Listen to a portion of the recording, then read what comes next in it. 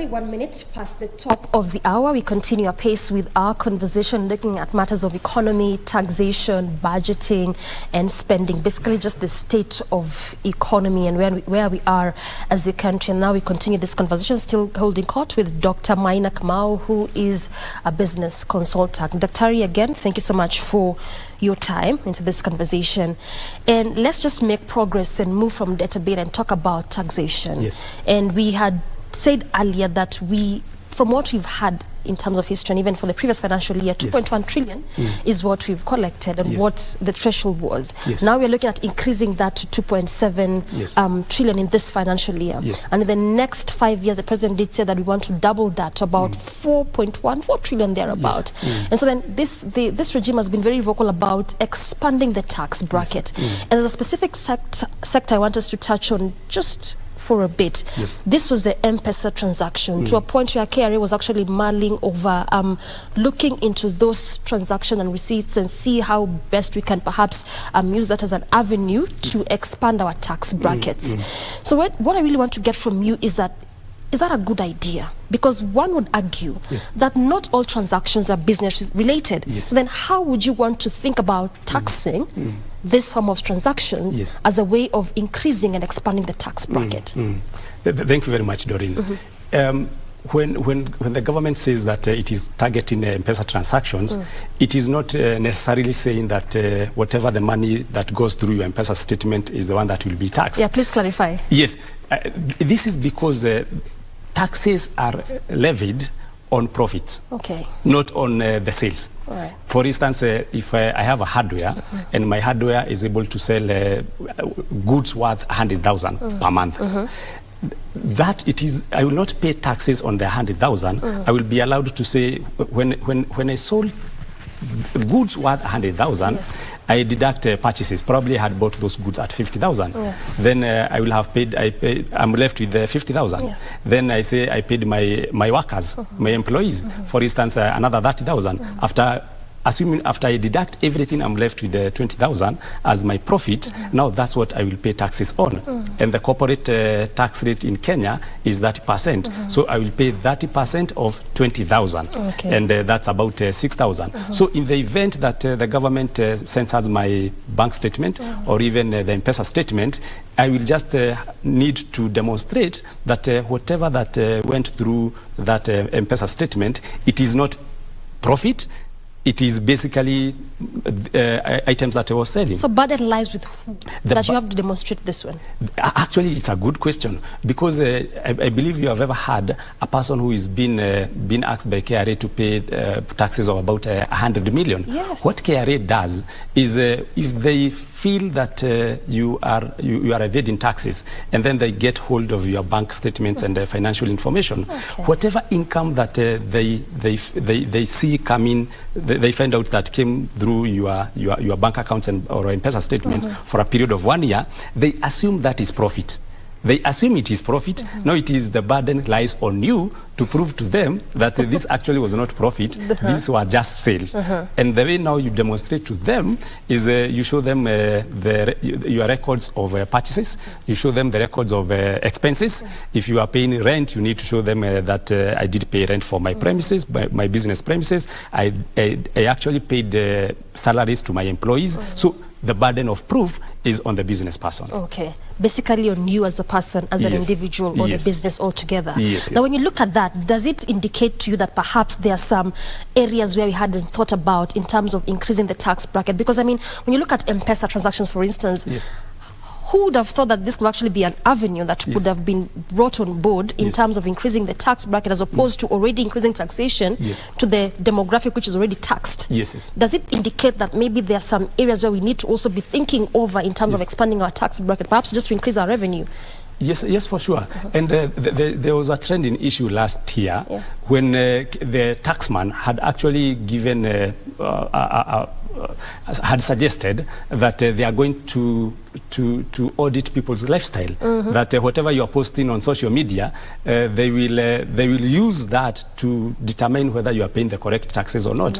For instance, you post photos on social media. You are going to Dubai, you are going to Mombasa, but when they come to look for your tax payment record, it is zero. So basically the KRA is actually being aggressive, which is a good thing, because you find people driving big cars, Prados, but when you look at the tax payment history, it is zero. So the M-Pesa statements, whether the KRA decides to be more serious in terms of censoring people, in terms of what you are posting on social media, the government has to ensure it increases the tax base and increase the people that are paying taxes in this country, because we are a population of about 55 million. And out of that population, Safaricom alone, it has about 30 million subscribers. These are people who have registered for lines with Safaricom.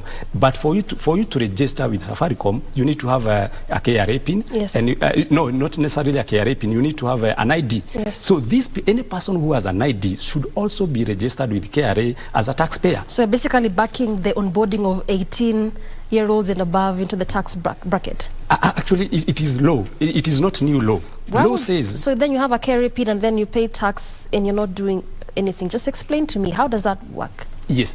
Whenever you get to 18 years, there are two documents that you are required by the state to acquire. One is the national ID, and number two is the KRA PIN. Even if you are a student, you need to get the KRA PIN. But what you will be doing, in the event that you are not generating any income, then you file nil return at the end of the year. And if you don't file that nil return, again there are penalties. You are charged 2,000 for failing to file nil return. So it is a requirement. Now the president the other day was challenging KRA and was asking KRA if a private entity like Safaricom has been able to register 30 million subscribers and KRA has only been able to register 7 million, and the KRA has got the state power, has got the resources. So, and out of the 7 million Kenyans who have been registered by KRA as taxpayers, only about 3 million are paying taxes.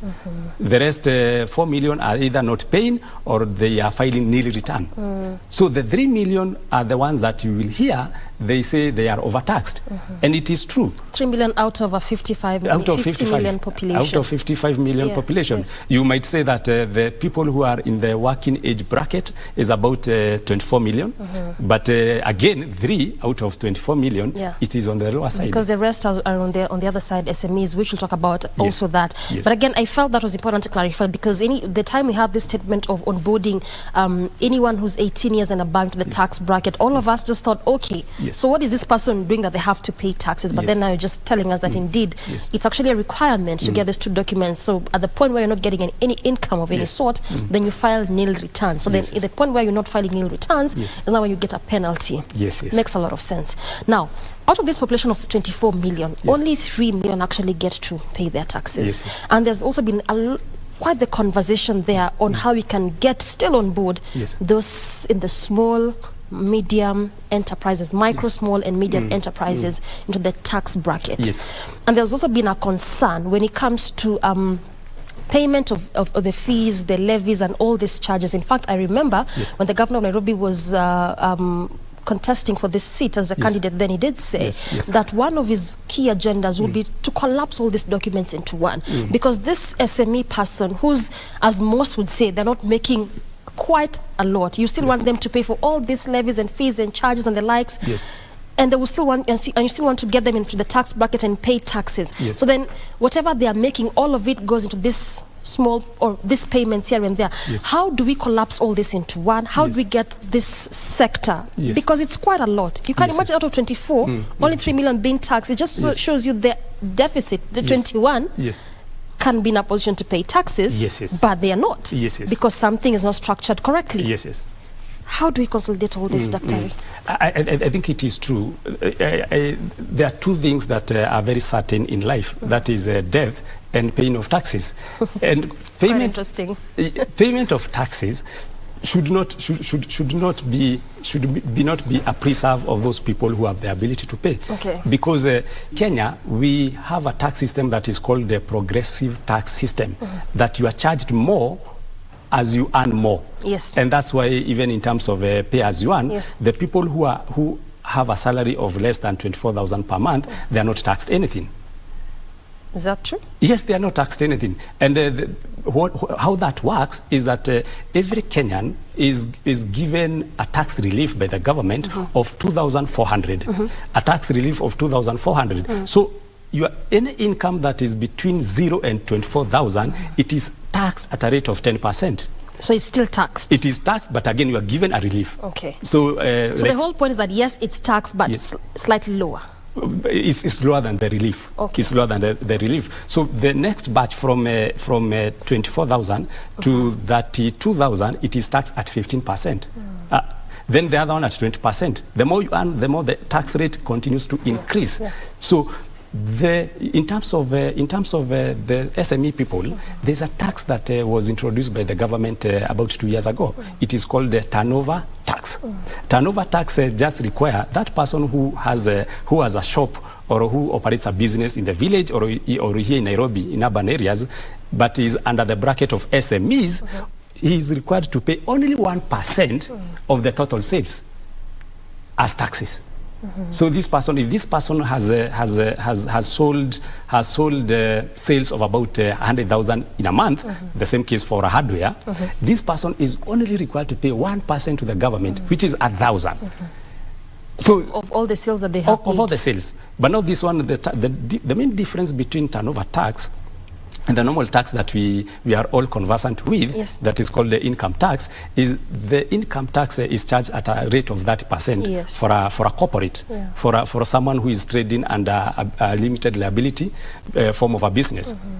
But now that one, you are required and allowed to, if you have sales of about 100,000, you deduct all your expenses, and as we had said before, probably you are left with about 20,000. Then that 20,000 as profit is the one that you are charged corporate tax at a rate of 30%.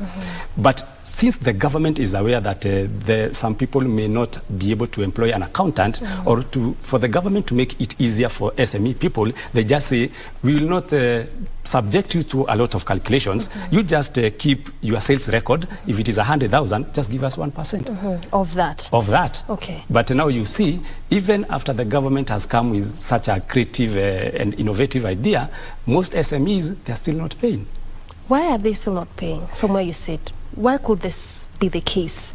And as you respond to that, perhaps you can tie it down with the issues of payment of fees, payment of levies, because good number of them will decry, yes, it's okay, 1% in terms of what I've made. So that's the turnover tax. But on the side, they will say, I still pay this levy, I still pay this charge, I still pay this fee. And also that is part of what has hampered, even you look at young people from getting into business, because some of them will say, by the time I'm done with paying all these things, I'm left with no capital to even start this business. I'm not so sure whether that's a very good excuse for a business person, because at the end of the day, any levy that you pay to the government, any fee that you pay to the government, you consolidate it and consider it when you are when you are coming up with the selling price of your products. For instance, if I sell furniture, and the cost of doing maybe a particular table comes to about 5,000, but then the government requires me to charge 16% of the value of that furniture. So the 16%, it is not my business that will pay. When I'm putting the selling price for that furniture, I will incorporate the taxes that I'm supposed to pay, the fees that I'm supposed to pay, and everything I pass it to my customer, to the end consumer. So the businesses have no excuse, because it is not businesses that pay taxes, it is the consumer, the end user that pays taxes. So that's no excuse, as you say. But maybe what they do, because they also understand that if they continue to push all the taxes to the end user, their products will become expensive. So they decided not to incorporate or factor those taxes to when they are coming up with the price for their product, so that the pricing become a bit more competitive. But at the end of the day, when they are protecting their end user, they end up contravening the law. I hear you. And I'm just glad that the producers added us another extra 15 minutes. Good job. But as we talk about that taxation, there's also another matter I want us to converse around. The CGT, capital gain tax, increased from 5 to 15%. And there has been, again, quite the conversation when it comes to investments. To what end does this affect investment, and what is the ripple effect in the economy with this increase? Yes, that's for sure. the Kenyan system, we have been somehow aggressive in terms of increasing the taxes in some areas. Like now the CGT from the last financial bill that was passed, it was increased from a rate of 5% to a rate of 15%. What that means is 10% extra. 10% extra. What that means is that if I buy a piece of land at a cost of about 1 million, and maybe within 2 years, 3 years, I sell it at 2 million. So the extra gain, that is 2 million minus 1 million, is 1 million. That 1 million, I should pay 15% of it to the government as a capital gain tax. But now the government is also a bit reasonable, because if I say I bought 1 million, I had bought that piece of land 1 million, but again I incurred some advertising cost, marketing cost for me to be able to sell it. And I say maybe, so any other expenses that you incurred in the process of selling that particular property will be factored before you calculate the CTG, the capital gain tax at a rate of 15%. But doesn't this take a toll on investors and investment? And why I asked that is because, again, also, I believe it was the IMF that did say in the next few years, countries like Angola and Ethiopia might just bypass Kenyans as far as investment is concerned. And the further went to say that 69 states in the European bloc are mulling over investments in different parts of the African country, except Kenya, and Tanzania is one of them. So when you look at some of this increase in terms of taxation, good enough from where you see it. But when you look at investment option, even from outside, doesn't it take a toll on investors and investors coming on board? And to what end does that affect our economy if you don't have investors coming on board? That's for sure, because actually if we look at what is happening at NSC, about a year ago, the total market capitation at the NSC was about 2.77 trillion, but right now it is below 1.5 trillion. And the reason that has happened, the value of the shares that are trading at NSC have declined, the value of shares, with more than 1 trillion. And the reason that has happened is because we have experienced something called, a capital flight, that foreigners all of a sudden they are very skeptical in investing here in Kenya, because what that means is that an investor might come here and invest in securities in Nairobi Securities Exchange, and is promised to be paid probably about 10%, a rate of return of 10%. But now, if he's promised a rate of return of 10%, but now it happens that the value of the Kenyan currency depreciates against the dollar by about 15%, then this person, even if he's going to get a rate of return of 10%, it will already been eroded by the loss in value of the Kenyan currency. So that person will be suffering losses. And by that time, you have not incorporated the inflation rate in Kenya. So this foreign investor has come and is promised a 10% rate of return. And that is a nominal rate of return that has not been adjusted for inflation. So now you bring the inflation of 7%, you bring the issue of weakening of the Kenyan currency against the dollar, you give it maybe 10%. So the value of his investment will have lost value by 7 plus 10, 17%, vis-a-vis what he's gaining 10%. So the projection by IMF could just be true if this is the ongoing trend. And even right now as we speak, the Kenyan shilling has really depreciated against the dollar. In fact, this is the first time in history where we're experiencing this magnitude, 132 to 140 against the dollar. The first time we had this was in 2011, but that sort of picked up a bit. But now, right now, look at where we are. In fact, we're even thinking about, can you perhaps go the Chinese yuan, like how countries like Zambia, Ghana, Nigeria, and Russia are doing if this is the case scenario. And actually that's a blessing in disguise, that the BRICS country, that is Brazil, Russia, India, China, and South Africa, they are deciding, they have decided not to use dollar as a currency when they are doing business amongst themselves. What that will mean is that the value of the dollar will decline will reduce. So it's a blessing in disguise. It's a blessing in disguise. When you look at it, yes. Okay. Actually, if many countries can dump the use of dollar as a currency, what will that mean is that the value of the dollar will come down. And right now, as you have said, it is exchanging at about 132 shillings, Kenya shillings per $1. Yeah. It can come down even to 100 shillings per dollar, because the value of a currency is determined by the demand it has in the international market. So if the dollar demand in the international market reduces, then even the value of the dollar will reduce.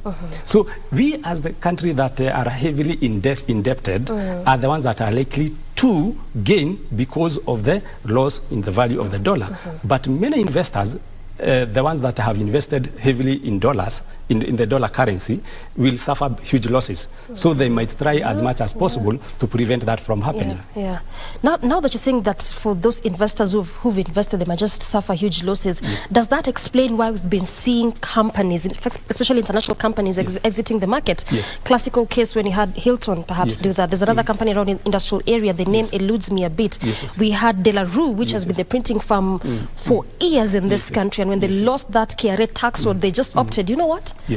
It's not going to be any formidable for us to continue staying in this country to do business. That's for sure. That's for sure. So that explains. Okay. Yes, that explains that. That explains that. And if the government now can try to create a conducive environment for those foreign countries to come and build factories here, and even give them tax exemptions. I know we have something EPZ, export processing zones, and there is something that also the government is considering to put up, special economic zones, where we will invite, and that's where we will invite foreign investors to come and put production factories here in Kenya, and that's how actually countries like China grew. Because China has grown to where it is, almost the world superpower, within a period of 40 years, from 1978 to where we are. What happened is that the China president by then visited the US and actually visited Europe. He was doing benchmarking. And then he realized, if I can convince these big factories, these big companies in US, in Europe, to come and establish their factories here in China and give them tax exemptions, one thing they will do, they will employ our Chinese citizens, and at the end of the day, they will even ensure that goods and services are more available here in China, and they continued to create more incentives for foreigners to come and invest there, and the rest is history. The rest is history. You know, you just say that, and I'm realizing there's quite a lot to discuss around that particular issue, but I've not gone into there because of the time constraints. Because I also want us to look at the cost of living and something that you said, production factories, which orients my next question as far as that cost of living is concerned. And the reason why I'm touching on that production is because when you look at that cost of living in that aspect, we had the whole idea of the CS Agriculture, Mithika Linturi, going to Zambia. I know the matter is in court. We won't discuss the merits and the demerits of it, because Farmers Party did take the ministry to court because of the whole idea of going to Zambia and getting to plant maize or lease farms in that regard. But what I just want to get from you as someone who's in the economy sector, I know that you touch on production, so to speak, how viable is this? Why I ask this, Doctor, is because in Kenya we have about 5 million hectares of arable land. Zambia has only 3.8 million. And the finance minister in Zambia said that we don't even have enough maize for our very own. This is why we want to abort this mission of perhaps leasing land to Kenya and Kenya coming to grow, and we are selling for them this maize and we don't have enough for ourselves. And so then I'm asking, can we develop our very own? I haven't even talked about the Galana Kolalo, which has 1.75 million hectares. Talk about the Bura irrigation scheme. Talk about the Asals counties, which the biggest issue is just water, but it's good enough land for production and growth. All this to avert the issues of food security. How can we go about this? And just as you respond to how we can go about that, also just tell me if it was viable to go to country X and we can develop our very own. Wow, that's a very good question. And I will link it to a statement that was issued by Kenya Association of Manufacturers a few weeks ago, that they are saying that the production cost here in Kenya is so huge that whenever they are going to sell their products in other countries... But the government just reduced cost of fertilizers. Does not help? That might help. Okay. But you see now the issue like, for instance, the Kenya Association of Manufacturers, even a cost like a cost of electricity, which the government, instead of reducing, actually it is giving indications that it will increase. The issue of... It's already increased electricity as we speak. Yes, electricity, then issue of water, then issue of labor. So when now the CS for agriculture gives an indication that we can go to another country to produce from there, so actually what he's acknowledging and admitting is that the production cost here in Kenya is so huge. And the remedy to that is actually to come up with a mechanism how we can reduce the production cost in Kenya. But doesn't policy lie within government to look into that? Yes, it does, and it would be very strange that even the president is pushing for the manufacturing sector to contribute more to the GDP. Right now we are contributing at 7.7%. Yes. But he anticipates that that should go to about 20%. But it cannot go unless we are more competitive when it comes to our price, the pricing of our products. So the CS for agriculture indicating that we go to Zambia and any other country is actually acknowledging the same cry that we are receiving from the local manufacturers, saying the issue of taxes. For instance, the EABL is the second best payer of taxes in Kenya after Safaricom. And they are saying that when they're importing something, raw materials, something like ethanol from other countries, the ethanol is taxed at a rate of 100%. And this ethanol tax at a rate of 100%, then it comes to, they use it to produce their products. Then their products are taxed VAT, there's corporate tax, there's excise tax. Actually, the EABL, according to the records by EABL, is that they charge one bottle of beer 190 shillings, and out of that 190 shillings, 105 is government taxes. That's quite huge. That's quite huge. And they say because EABL, they are also in Tanzania, they are also in Uganda, and they say the taxes that they pay to Kenya in terms of maybe the production of one bottle of beer is a third of what they pay in Tanzania or Uganda. So basically what I'm hearing from you is that we need to reduce on the production cost. Yes. And perhaps we are already strapped for time. Perhaps we need to call you again so that we can, elucidate and discuss further on this matter. Because again, I'm just thinking, what is the ripple effect of this? If at all the matter is canvassed, perhaps deliberations made and judgment proffered, and it's now okay to actually go from there or lease land there. What does it mean in the long time for the Kenyan farmer? And what ripple effect does this have on the economy? So I'd want to also look at issues such as that. Also, again, the issue of budgeting. I mean, just before June, perhaps we need to also talk about that. 3.6 trillion budget, deficit of 700 billion, looking at 500 billion internal financing. Borrowing? Yes. Quite a lot to discuss. Yes, quite a lot to discuss. Nonetheless, thank you so much for your time, Daktari, and for your valuable inputs into this conversation. Highly appreciated. You're very welcome. All right, I have been speaking to Dr. Maina Kamau, who's a business consultant, definitely what has formed center of this discussion, just looking at where we are as a country in terms of economy, matters of taxation, as well as the finance crisis and how we can perhaps bridge that gap and move away from that mechanisms that also the state can employ in regards to dealing with matters of financing and debt refinancing in this country. Good place to end this conversation, but we have plenty more coming away after this break, so stay with us.